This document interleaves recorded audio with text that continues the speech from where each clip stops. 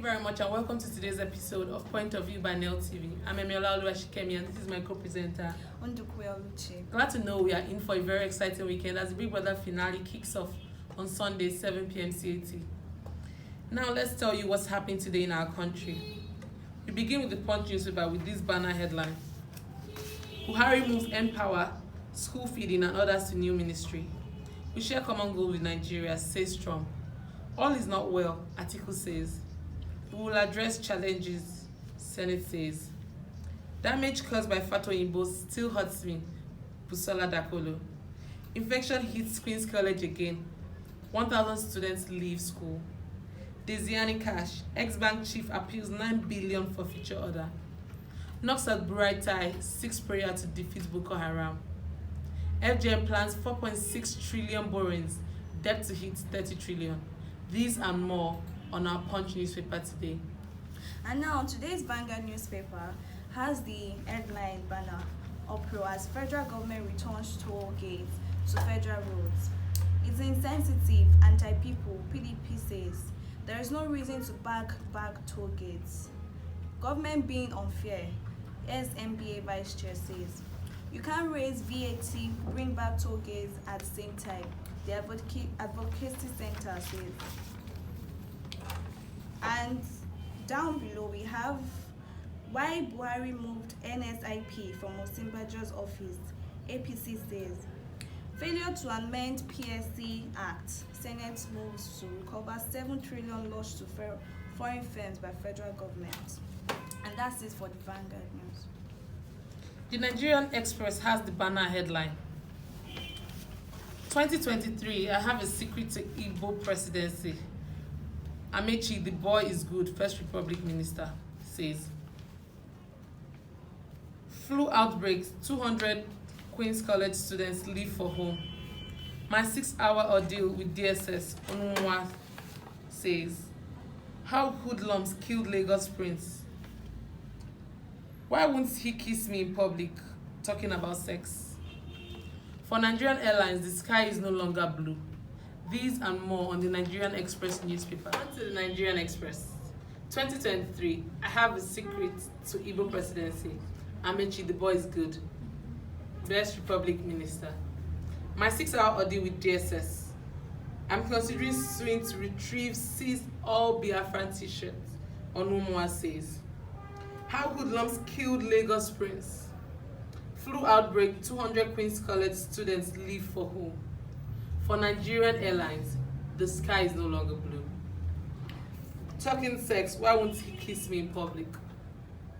My take on the flu outbreak in Queen's College is basically the fact that they didn't take proper precaution immediately the outbreak started.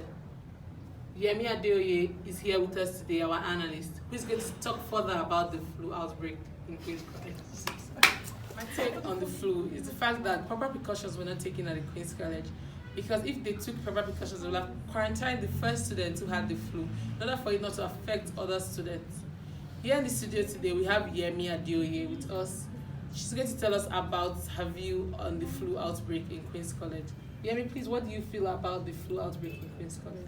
I think I agree with what you said about the authorities not taking the precaution to quarantine the students immediately it happened. I believe that if it's just a flu, people are saying it's just a flu, but then if something greater should happen, like Ebola, for example, yes, and then they decide to overlook such situations and say, oh, the children are just having malaria or something like that, it will spread and it become an issue. So I think that when little things like this happen, I think it's very important that authorities take action. If the children need to go home, let them go home. And then also come out with the truth. They were denying that, it was not a flu, it was just malaria and all of that. But then proper precautions should be taken to ensure that this does not spread and then other diseases that might happen. Because it's sometimes it's inevitable. Yes, it is. I agree with that. Thank you very much, Ms. Yemi Adeoye. And on the Guardian, we have as the banner, Federal queries Magu, Keyamo, over graft charges against CCT boss. We also have PDP alleges fresh 10 billion naira NHIS fraud, cover up by presidency. And Niger ex-governor Aliyu debunks federal government's claim of 7,000 electricity megawatts. We also have 5 killed in Russia church shooting. ISIS claims responsibility. We also have on the Guardian newspaper, we also have Nigeria reports multinationals tax evasion to global body. Now, over to Ms. Yemi Adeoye. I would like to ask you, do you think it's about time Nigeria reports multinationals tax evasion to global body? Oh yes, I strongly believe it's about time. Recently, that was about 2 weeks ago, the VAT was increased from 5% to 7%, and that was affecting local consumers, local businesses. Meanwhile, multinationals are evading tax. So I believe that the government should not just go abroad there, because I think they went to was it PCT? It's a conference in the US where they discuss about tax and sustainable development goals. And I believe that it's not just about going out to say that this is what people are doing, but then also putting internal. You hope that they do it well. They penalize or they follow through with this. I hope that they make sure that these multinationals pay whenever they are not paying, because there's a assessing system that they use to.